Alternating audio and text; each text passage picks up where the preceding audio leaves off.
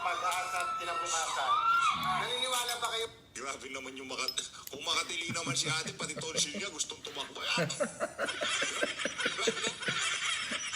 May tumitili pa talaga na ano. Kahit na panay tent city tayo ngayon, kahit tuloy-tuloy na yung mga aftershocks, kahit na nahihirapan dami ang ating aftershock. bansa at panay pagnanakaw kaliwat kanan, pakisabi sa katabi mo, may plano ang Diyos sa'yo. May plano ang Diyos sa inyo. Kay Mayor Yap ko sasabihin at sa kanyang asawa, Mayor, may plano ang Panginoon para sa inyo. Iyo. Pakisabi sa katabi niyo, babangon tayo.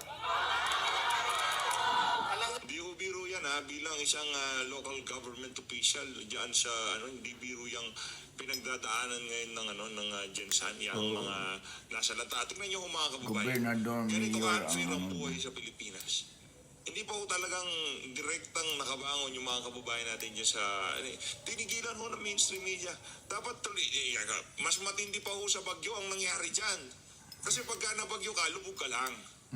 Pero pagka bumaba yung bagyo, tubig, linis ka lang. Pero yan ho, yung mga struktura, hindi na pwedeng pasukin yung iba dahil wasak-wasak na.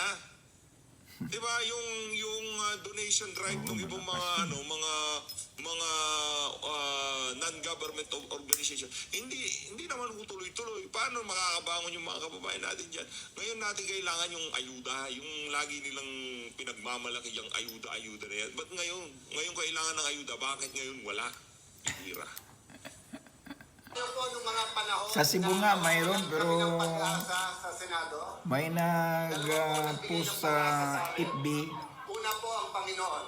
matigas pa sa bato. Kaninong laban yun? Sorry. Laban niya, di ba? Pangalawa po, yung Kung mga yan ay bata, tumigas na, ang hindi bata na yan po makakain. Hindi sinusunod yung sinasabi natin. Ang bata sinusunod yung ginagawa natin.